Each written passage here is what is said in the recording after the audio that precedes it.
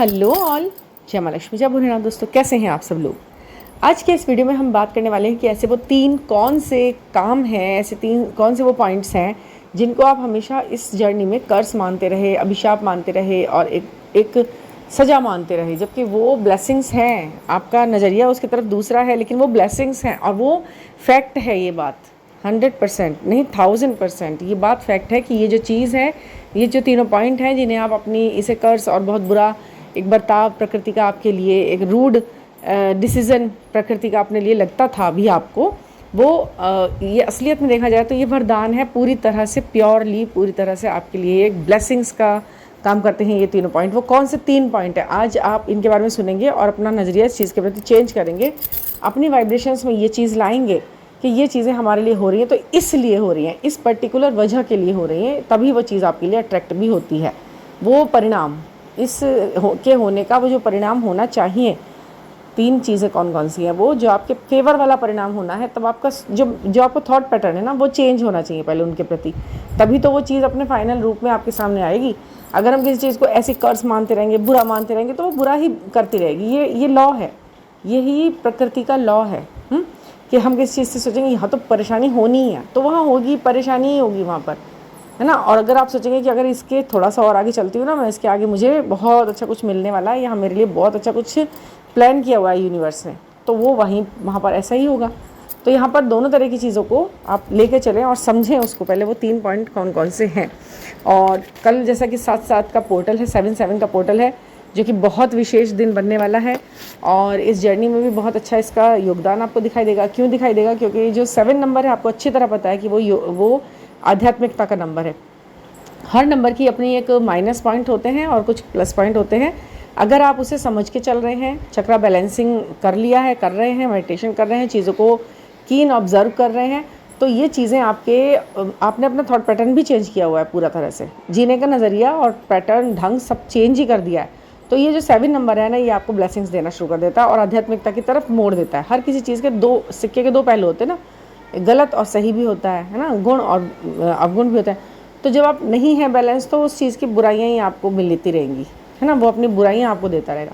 जब आप उसे समझना शुरू कर चुके हैं, तो वो आपको फिर अपनी अच्छाइयाँ देना शुरू करेगा। और अच्छाइयाँ इतनी निहित है 7 नंबर में, एक बार अगर 7 नंबर आपके लिए वर्क करना शुरू कर देना, एक तो सबसे पहले आपके कोई भी काम अधूरे नहीं रहते। जिनका 7 नंबर एक्टिव होता है, अच्छे तरीके में एक्टिव होता है, तो वो जो भी काम हाथ में लेते हैं उनके काम पूरे ही होते हैं। गवर्नमेंट जॉब लगनी है तो 7 नंबर का आपके लिए पूरी तरह पॉजिटिव होना, 7 नंबर बहुत ज़रूरी है। तो गवर्नमेंट जॉब के लिए जो भी अप्लाई करते हैं, प्रयास करते हैं, तैयारियां कर रहे हैं, उनको अपना 7 सुधारना होगा। और अगर कोई गाइडेंस आपको लेना है अपनी इन्हीं सब चीज़ों के लिए, तो आप मुझसे कांटेक्ट कर सकते हैं 9410671874 पर, ठीक है। तो आज मैं फिर आपके लिए जो 3 पॉइंट्स आपके लिए लेकर आई हूँ, वो मैं आपको बताती हूँ। एक तो ये पहला पॉइंट तो यही है कि आपको ऐसा लगता है कि हमारा ना कोई साथ नहीं देता। दुख और संघर्ष का जो समय होता है ना, वो हम अकेले ही झेलते हैं, कोई साथ देने वाला नहीं है।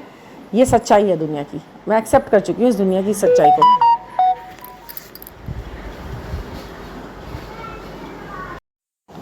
कि आपने हमेशा ये कहते हुए सुना होगा लोगों को कि यार दुख का साथी कोई नहीं होता है, दुख में कोई साथ नहीं निभाता, चाहे वो कितना ही अपना क्यों ना हो, कितना ही क्यों ना हो।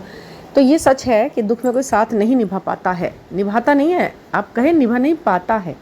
क्योंकि कोई भी इंसान, देखिए आप हेल्प की उम्मीद भी उन्हीं लोगों से कर रहे होते हैं जो आपके नियर वंस होते हैं ना, नियर डियर होते हैं आपके। लेकिन आप सोचिए ना कि वो भी नहीं निभा पा रहे हैं, साथ नहीं दे पा रहे हैं आपका, तो वो दे नहीं पा रहे हैं, मतलब प्रकृति ने उन्हें उस तरीके से डिज़ाइन नहीं करके भेजा आपके लिए, उन्हें वो काम दिया ही नहीं है कि आपकी जो यह संघर्ष का समय है वो निकाल पाएँ उसको आसानी से। उसके पीछे बहुत सारे अच्छे कारण हैं, मुझे आप ही के फेवर में काम करेंगे। देखिए, ये प्रकृति में जब आप देख ही रहे हैं कि किस तरीके से आप जर्नी में आते हैं, तो जुड़ते हैं चीज़ों के साथ, आपके कर्मा रिलीज़ होते हैं। और सबसे पहले कर्मा रिलीज़ होने ही होते हैं। कर्मा को रिलीज़ करने के लिए तो ईश्वर को खुद अवतार ले लेके आना पड़ा नीचे, यहाँ पर इंसानी रूप धारण करना पड़ा। वो अपने कर्मों को उन्होंने पूरा किया, जो भी चीज़ें डेस्टाइन थी उन्हें पूरी करी। अपनी हेल्प कौन सा उन्होंने मानव रूप में बहुत ज़्यादा वैसे की हुई है, सारे संघर्ष पूरी तरह जिए हैं, पूरी तरह। अगर ये जो कहते हैं ना कि दुख में साथ नहीं निभाते, दुख में किसने किसका साथ निभाया, इतिहास उठाकर देख लीजिए आप, किसी ने किसी का साथ निभाया है। आप ऐसे अकेले नहीं हैं। आप खुश होइए इस बात पे कि आपका अचीवमेंट बड़ा है, बहुत बड़ा है अचीवमेंट आपका, और उसको जो संघर्ष का समय है उसे अकेले ही जीना है। अब संघर्ष के समय में आप कुछ भी हो सकता है, वो फाइनेंशियल ही नहीं होंगे कि इशू है, चलो फाइनेंशियल है तो मुझे भावनात्मक रूप से चोट पहुंचा रहा है। अरे कम से कम मुझसे बात ढंग से कर ले ये इंसान, अरे मुझे कम से कम सहारा दे दे ये इंसान, अपना मोरल सपोर्ट दे दे मुझे कम से कम, और कुछ नहीं तो आप समझिए कि आपके टेस्ट ट्रिगर्स भावनात्मक वाले ही थे, इसलिए ऐसा हो रहा है। किसको किस तरह आपने देखा, इतिहास में किसे सजा नहीं मिली और किस किस तरह के रूप में शारीरिक कष्ट दिए इतिहास में लोगों को, एक दूसरे को भावनात्मक कष्ट दिए। क्यों? आपने पुरानी सब चीज़ देखी होंगी। जब सीता माता ने अपने बच्चों को अकेले जन्म दिया, अपने संघर्ष के टाइम को जिया जंगलों में, ये अपने हाथ से लकड़ियाँ काटती थी, अपने हाथ से वो चूल्हा जलाती थी, खाना बनाती थी, बहुत ही परेशानियों में उन्होंने अपने बच्चों को पाला है और उनको सिखाया है, कैसे धनुर्धर बनाया है, हर तरह की शिक्षा दी है। तो ये सब कुछ किस चाहती तो पता नहीं क्या क्या हो जाता। राजा जनक की वो पुत्री थी, रामचंद्र जी की वो पत्नी थी, तो क्या नहीं हो सकता था। पर दुख के समय पे किसने साथ देने के लिए खड़ा करा, और क्यों मांगा, नहीं मांगा उन्होंने किसी से कोई साथ, क्योंकि उनकी ये जो लड़ाई है ना संघर्ष वाली है, उनकी अपनी लड़ाई थी। ऐसे ही आप प्रति व्यक्ति की संघर्ष की अपनी अपनी लड़ाई होती है, उसे हमें अपने अपने आप ही सॉल्व करना होता है। अगर कोई इंसान उसका साथ देना शुरू भी कर देना, एक तो पहली बात वो दे ही नहीं पाएगा, वो पूरी तरह दे ही नहीं पाएगा, कुछ भी आपका कुछ भी टस से मस नहीं हो सकता आपका, और आपको एहसान और हो जाएगा उसके ऊपर, उसकी तरफ से कि मैंने उससे मदद ली है। वो भी कह देगा हाँ मैंने मदद किया है, तो मदद हुई कितनी, लेकिन मदद तो हुई नहीं, मदद होनी ही नहीं थी, इसलिए ही नहीं हुई। आप बस आपकी कैटेगरी उसमें आगे की है, तो हर किसी से मतलब जो है वो करता रहता है। आप देखा होगा कि उधार लेने वाले लोग कभी मतलब जो उधार लेके जाते हैं या कुछ भी ऐसा करते हैं, तो उनका क्या होता है कि बहुत कम केसेस में ऐसा होता है कि उन्हें सक्सेस मिलती है उस पैसे से। या तो कोई बिजनेस ही शुरू कर रहा है कि बहुत सारा अपना डाला हुआ है, तो थोड़ा ले लिया तो हो गया काम। मगर अगर कोई इंसान अपने संघर्ष की स्थितियों को जी रहा है और वो उसकी आदत पड़ी हुई है लोगों से उधार मांग मांग के अपने खर्च चलाने की, आपने देखा है कभी उनका उधार उतरता हुआ, कभी उनको एकदम सही स्थिति में आते हुए देखा है? कभी मैंने तो कभी नहीं देखा है। मैंने कभी नहीं देखा है कि इंसान ने संघर्ष की स्थिति में लोगों से इधर उधर जा के अपनी मदद मांगी और वो एक दिन ठीक हो गया और सबके मदद के पैसे उसने वापस लौटा दिया और वो बहुत अच्छी प्रॉस्पेरस ज़िंदगी जी रहा है। ऐसा नहीं हो सकता। हमेशा वही इंसान ऐसे प्रॉस्पेरस हो पाया है, संघर्ष के समय के बाद उभर कर आ पाया है, जिसने अपने संघर्ष के समय में बहुत ज़्यादा तरीके से काम लिए, बजट बना के चला, कम से कम खर्चा किया, किसी का पैसा उसमें भी नहीं मारा उसने, तब जाकर उसके संघर्ष के वो समय को पूरा किया है उसने, और फिर जाकर के वो उसे एक सही चीज़ को अब वो जी पा रहा है। तो समझ गए आपकी कि किसी की हेल्प लेनी ही नहीं है। लेते ही आपका जो है कर्मा नेगेटिवली माइनस में चला जाने लगता है और आपका कर्मा वहीं का वहीं क्रिएट रहता है, उसे फिर आपको वापस करने के लिए आना होता है। बार बार आपको जो है इस चीज़ के साइकिल में फंसा रहना पड़ता है।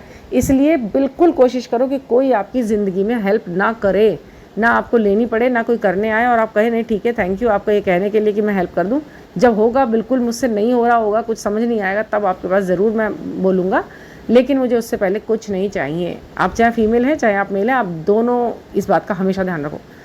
बिल्कुल, मैं पता है सेशन में भी पूछती हूँ, मतलब आता है ना ये सब कि मैम मेरे तो भाई ने मेरे इतने पैसे मारे, मैंने उसके पैसे मारे, उसने मेरे लेके भागा।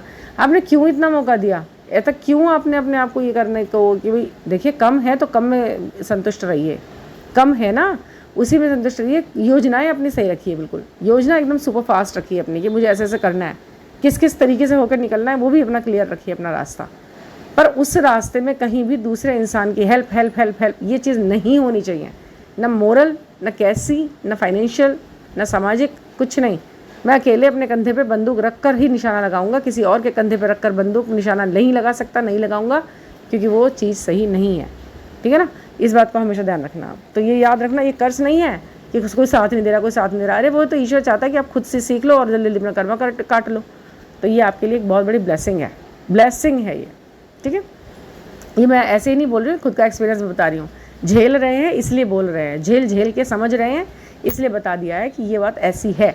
इसे काटने वाले भी बहुत खड़े हो जाते हैं बातों को ना, उन्हें पता नहीं है कि कितना बुरी तरह से ज़िंदगी को झेला होगा जब आज ये बोला है।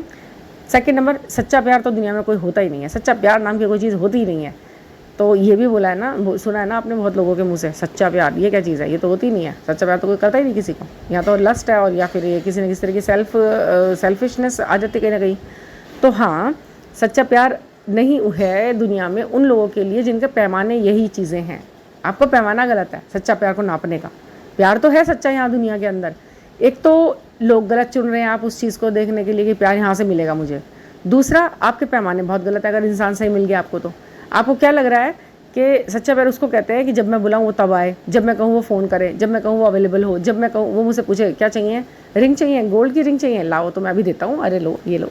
ये जो चीज़ें हैं ना, जो आपके पैमाने बने हुए हैं सच्चा प्यार के रूप में, ये तो पैमाने गलत हैं। सबसे पहले मटेरियलिस्टिक लाइफ में अगर सच्चा प्यार ढूंढने चलोगे तो मटेरियल चीज़ों में ढूंढोगे, और वो जो मटेरियल चीज़ों में ढूंढने वाला प्यार है वो तो नश्वर है।